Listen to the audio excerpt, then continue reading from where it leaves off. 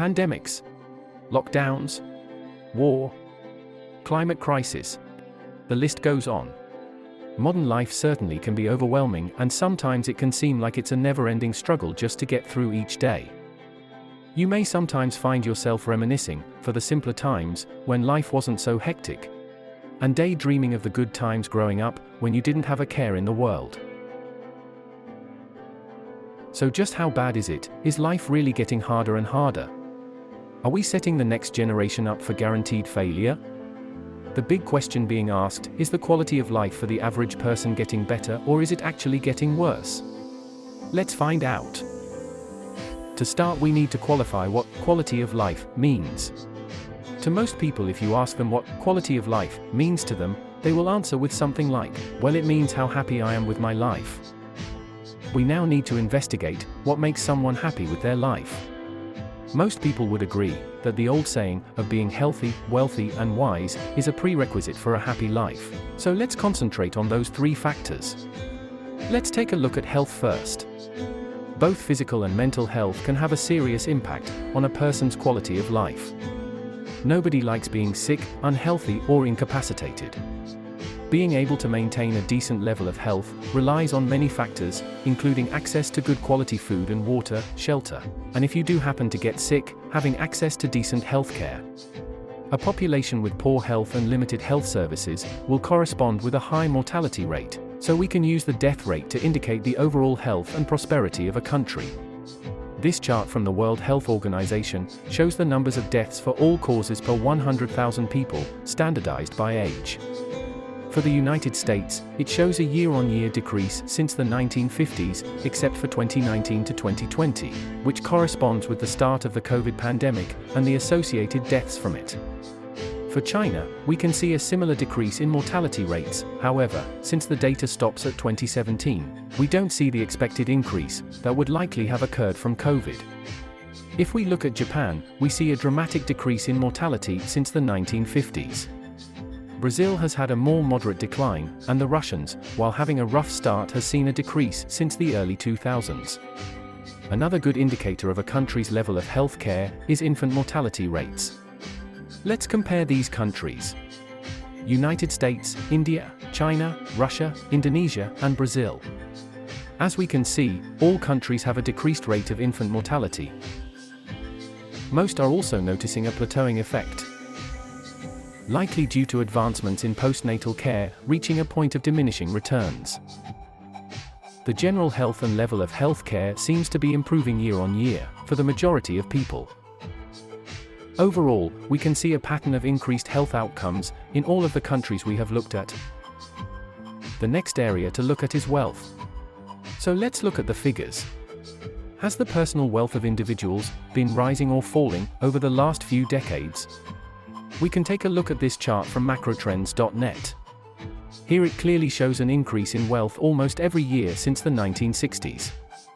This number is derived by calculating the gross national income, or GNI, divided by the mid-year population.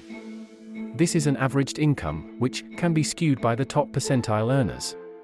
To get a more accurate indication of the income most Americans would expect to have, we can look at this chart from dqydj.com. It shows the median income is rising year on year, but is definitely skewed by the upper end of income earners. We can dig a little deeper still. This chart from fred.stlouisfed.org shows the real wage figures from 1985 to 2020. This takes into account any effect of inflation on wages. Whilst this paints a rockier picture, the overall image is that of definite wage growth. Let's take a look now at some other countries. In China, we can see a dramatic rise in the GNI per capita, starting from around the year 2000. Once again, this figure is simply the average income. In a country such as China, you will find some lucky individuals earning astronomical figures, whilst the majority of people earn moderate to little. However, as a whole, most people living in China would find their personal wealth has increased since the 1960s. India is another big mover. Locals will have also seen impressive increases in average income since the year 2000. Indonesians too have seen dramatic increases. Russia, Brazil, and Japan have seen increases, but have stalled over the last decade or so. In fact, you would be hard-pressed to find many countries that haven't seen an overall increase in wealth over the last 2 decades. So, the average person is healthier and wealthier than ever before, but are they wiser? The quality and level of education achieved by an individual is important, as it can determine how far we progress in life. Usually those with a poor education experience are limited in the job market and have limited opportunities in other areas. Obviously, the intelligence of an individual is subjective, and intelligence can come in many forms. It is hard to quantize the relative intelligence of a population, but it is possible to look at a few indicators that may give some insight. If we take a look at these adult literacy rates from Brazil, China, India, and Russia, we can see the average literacy rate is on the rise across the board. Another area we can take a look at is the level of education achieved by a population. In this chart from data.oecd.org, we can see that Brazil has achieved a steady increase in tertiary education since 2008. And India has also seen rising levels since 2012. Japan has shown increases since 1998, and Russia, whilst struggling prior to 2012, has seen a rapid acceleration since 2016. The United States has seen a reliable, year-on-year growth since the 80s. And this chart, from Statista.com, presents both high school and college graduation rates of Americans as a percentage of the population.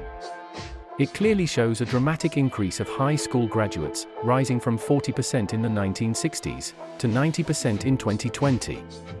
College graduates are up from a mere 7.7% to 36% in the same time frame. So after looking at all these figures, it certainly does indicate that most people will have seen a positive growth in their income, health outcomes, and education. And based just on these 3 criteria, we can reasonably conclude that the quality of life for many people has indeed improved over the last few decades. But of course, we are all different, and what we value in life will also vary. So just looking at the health, wealth, and education of an individual will not necessarily provide an accurate indication of quality of life. There are many more factors that we have not touched upon, including personal social conditions, personal security, immediate environmental conditions, quality of governance, and basic rights. All of these factors and more will affect one's well-being. So, what about you? Do you believe that in your own lifetime things have improved?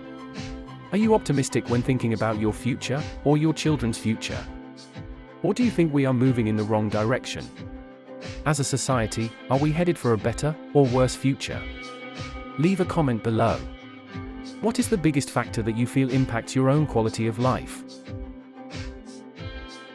Take a moment to consider your own circumstances.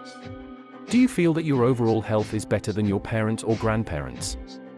Has the progress in medical treatments achieved in the last century benefited you personally?